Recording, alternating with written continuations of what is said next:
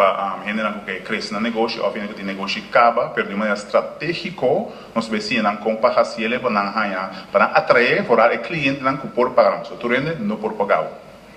Qual é tools que nós receber e idear? Bom, começamos também a evaluar a parte de boa ideia, isso não qualquer negócio, na ideia que não tem uma ideia que é relevante do mercado aqui, para o custo que cambia, também para nós identificar para quem é o cliente ideal, mas não é um ideal do cliente que por pagar, e também sim, não fora comprar setup um sistema education based para criar integridade e confiança se o cliente para não comprar esse. Para de quanto é seminário aqui da se organizar?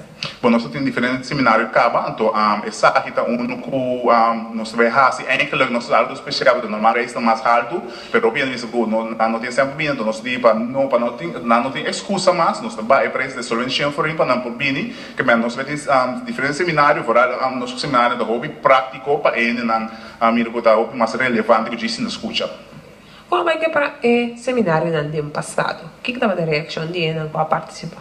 Bom, o que passa é que eu fiz o seminário para ele não realizar com na Ministério de Dança, passou o bem entre a economia estancada, mas não é verdade. Passou de mesma economia que o hopi tá struggle de gente outro não prosperar, que mas eu estava no seminário para lançar hammer para buscar ajuda, talvez nós não coaches, não coaching, então para nos ajudar o cliente para acompanhar resultado aqui.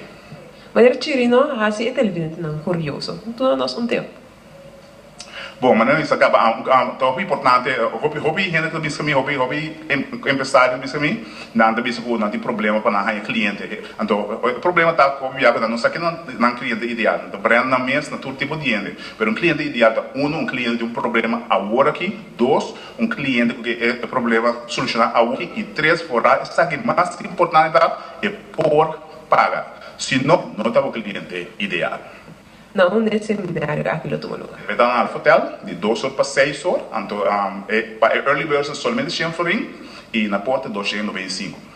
Não, uma early birds não por aí carte? Na apoiamos na 5 G6 5 26 5 e onde chama na por registrar nós por mandar na invoice mensal de prova de pago, ou nós temos vai cobrar na caminhanta.